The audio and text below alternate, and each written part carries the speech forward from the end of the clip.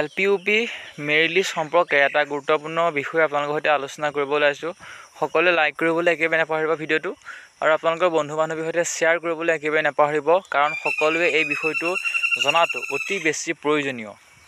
আজিৰ পৰা 7 মাহৰ পূৰ্বৰ পৰা আপোনালোকে যিটো ৱেইট কৰি আছে মেৰিট লিষ্ট সম্পৰ্কে DWL-LPUPৰ ইলেকশ্যনৰ প্ৰাক মুহূৰ্তত আমাৰ চেনেলৰ সহযোগত বা আপোনালোকৰ প্ৰাৰ্থীসকলৰ সহযোগত যি প্ৰচেষ্টা হাতত লোৱা হৈছিলে তাৰ ৰিপ্লাই কি দিছিলে EM অফিচ, CM অফিচ বা DWয়ে, সেই সম্পৰ্কে সকলোখিনি আলোচনা কৰা আছিলে আৰু তেওঁলোকে কৈছিলে যে ইলেকশ্যনৰ ৰিজাল্টৰ পাছতে সকলোখিনি কাম সম্পন্ন হ'ব। এতিয়া কালি ৰিজাল্ট দিলে সকলোৱে গম পাইছে। অহা 7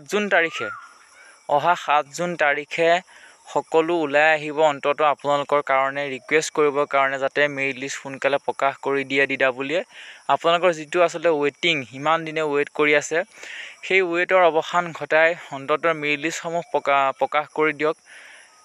এপইণ্টমেণ্ট যেতিয়া নিদিয়ক, এপইণ্টমেণ্ট 2 দিন দেৰি হওক, কোনো প্ৰব্লেম নাই, কিন্তু এই মেৰিট লিষ্টসমূহ উলিয়াই দি প্ৰাৰ্থীসকলক এটা অৱকাশ আচলতে দূৰ কৰিব লাগে। ইমান দিন ৱেইট কৰি আছে তেওঁলোকে।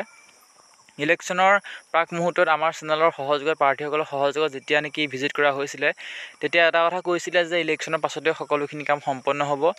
এতিয়া স্পষ্টকৈ জনা যাব অহা 7 জুন তাৰিখে তেওঁলোকে কেতিয়াৰ পৰা কাম আৰম্ভ কৰিব, সকলোখিনি কথা গম পোৱা যাব। গতিকে সকলো ওলাই আহিব, ঘৰতে সোমাই নাথাকিব, কাৰণ গুৱাহাটীৰ আশে পাশে যিসমূহ প্ৰাৰ্থী আছে, বিশেষকৈ ফিমেল প্ৰাৰ্থীসকলো আচলতে সোমাই নাথাকিব।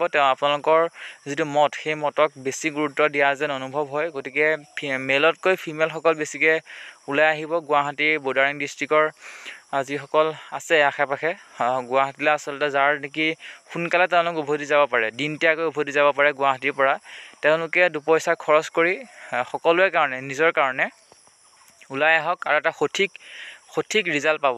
কেতিয়াৰ পৰা কাম আৰম্ভ হ'ব, সঠিক ৰিজাল্ট পাব অহা 7 জুন তাৰিখে। সকলোখিনি ওলাই আহিব, আপোনালোকৰ মনৰ ভাৱ শ্বেয়াৰ কৰিব আৰু আমাৰ চেনেলৰ সহযোগত বা বহুতো প্ৰাৰ্থীয়ে আমাৰ সৈতে এই বিষয়টো পাতি আছে। কণ্টিনিউ আচলতে যোৱা হ'ব। 7 জুনত এটা প্ৰাৰম্ভিক পৰ্যায় হিচাপে লোৱা হৈছে, তাৰ পাছতো ভিজিট কৰা হ'ব। সকলোৱে সহায় সহযোগিতা লাগিব।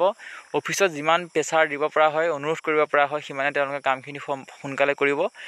বিজেপি চৰকাৰ গঠন হোৱাটো চাকৰি প্ৰত্যাশীৰ কাৰণে বহুত বেছি প্ৰয়োজনীয়, কাৰণ হিমন্ত বিশ্ব শৰ্মাদেৱে হয়তো সেই দিনটোলৈকে ৰৈ আছিলে। বিজেপি চৰকাৰ গঠন হ'লে তেওঁ কামখিনি যেন ক্ষিপ্ৰতাৰে কৰিব, সেইটোৱে অনুমান কৰা হৈছিলে পূৰ্বৰ পৰা, আৰু সেইটো হৈ উঠাৰ পথত গৈ আছে। গতিকে আপোনালোকে সমানে ৰিকুৱেষ্ট কৰিলেহে কামখিনি সম্পন্ন বা সোনকালে আৰম্ভ হ'ব।